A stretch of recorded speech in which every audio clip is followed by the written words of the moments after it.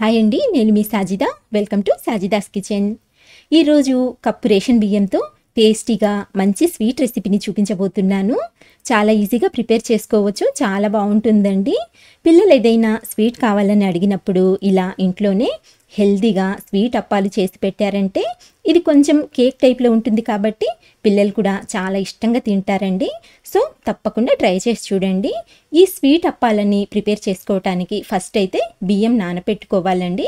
నేను ఇక్కడ 1 cup ration బియ్యాన్ని ఒక 2 గంటల ముందు 2-3 సార్లు నీట్గా కడిగి ఇలా నానపెట్టుకున్నానండి. కనీసం ఇలా ఒక 2 గంటల సేపు అయినా నానపెట్టుకున్నట్లయితే మనం చేసే ఈ స్వీట్ అనేది చాలా పర్ఫెక్ట్గా కుదురుతుంది, అలాగే టేస్ట్ కూడా బాగుంటుందన్నమాట. ఇలా నానపెట్టుకున్న తర్వాత ఇంకొకసారి కడిగి ఇప్పుడు మనం ఈ రైస్ని ఒక మిక్సర్ జార్లోకి తీసేసుకుందాము. ఇలా మొత్తం రైస్ని యాడ్ చేసుకున్న తర్వాత ఇందులోకి సేమ్ కప్పుతో 1/2 కప్పు వరకు పచ్చి కొబ్బరి ముక్కల్ని వేసుకోండి. అలాగే మంచి ఫ్లేవర్ కోసం ఒక 4 యాలకుల్ని కూడా ఇందులోనే యాడ్ చేసేసుకోండి. ఇప్పుడు ఇందులోకి తగినన్ని నీళ్ళని పోసుకొని మెత్తగా గ్రైండ్ చేసి తీసుకోవాలండి.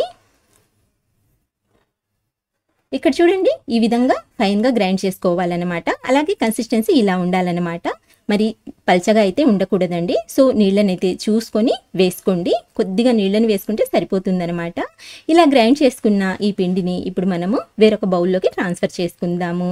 ఇలా ట్రాన్స్ఫర్ చేసుకున్న తర్వాత మిక్సీ జార్లో కొద్దిగా నీళ్ళని పోసి కడిగి ఆ నీళ్ళని కూడా వేసేసానండి. సో ఈ పిండిని అయితే పక్కన పెట్టేసుకొని స్టవ్ మీద వేరొక ప్యాన్ పెట్టుకొని ఇందులోకి ఏ కప్పుతో అయితే మనం రైస్ తీసుకున్నామో సేమ్ అదే కప్పుతో 1.5 కప్పు వరకు బెల్లం తురుముని వేసుకోవాలి.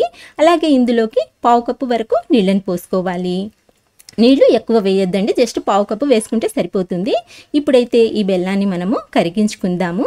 ఇక్కడ మనము 1 కప్పు రైస్ అలాగే 1/2 కప్పు కొబ్బరి తీసుకున్నాం కదండి. సో దానికి ఈక్వల్గా బెల్లం తీసుకున్నట్లయితే స్వీట్నెస్ అనేది కరెక్ట్గా సరిపోతుంది. ఒకవేళ మీకు కొంచెం తీపి తక్కువ కావాలనుకుంటే కొద్దిగా తగ్గించైనా వేసుకోవచ్చు. ఇక్కడ చూడండి, మనకు బెల్లం అనేది చక్కగా కరిగిపోయింది. సో ఇలా కరిగితే సరిపోతుందండి. ఇప్పుడైతే ఈ బెల్లం వాటర్ని తీసి పక్కన పెట్టేసుకుందాము. నెక్స్ట్ స్టవ్ మీద వేరొక ప్యాన్ పెట్టుకొని ఇందులోకి 1 టేబుల్ స్పూన్ వరకు నెయ్యిని వేసి కరిగించుకోండి. నెయ్యి కరిగిన తర్వాత ఇందులోకి కొన్ని పచ్చి కొబ్బరి ముక్కల్ని వేసుకొని మంచి గోల్డెన్ కలర్ వచ్చేంత వరకు ఫ్రై చేసుకోవాలి.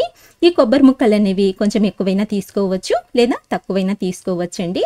కాకపోతే ఎక్కువ తీసుకున్నట్లయితే మనం తినేటప్పుడు ఆ పలుకులు పంటికి తగులుతుంటే టేస్ట్ అనేది చాలా బాగుంటుంది. సో అందుకని నేనైతే కొంచెం ఎక్కువగానే తీసుకున్నాను.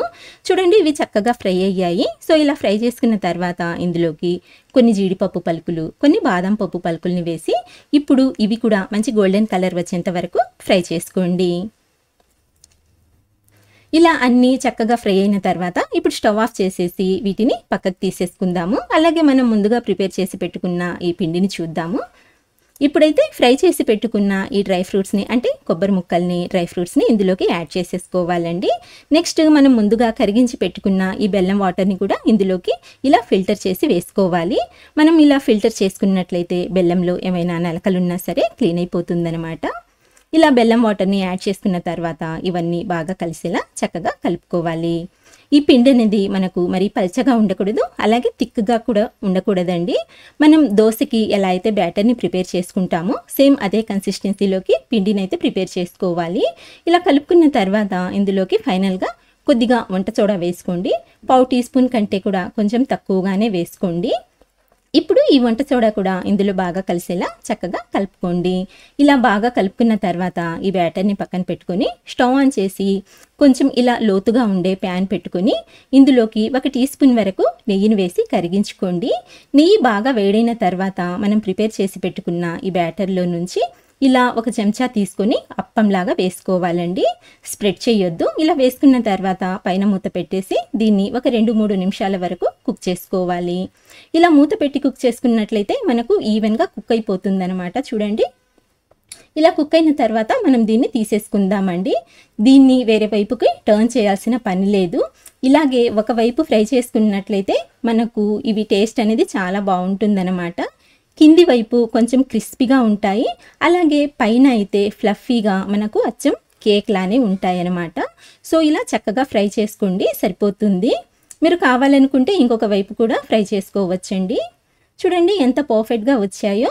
సో ఇలాగే మిగతా వాటిని కూడా ఫ్రై చేసి తీసుకోండి. అంతేనండి, చాలా ఈజీగా మనము ఈ టేస్టీ స్వీట్ని ప్రిపేర్ చేసుకోవచ్చు. Thank you for watching.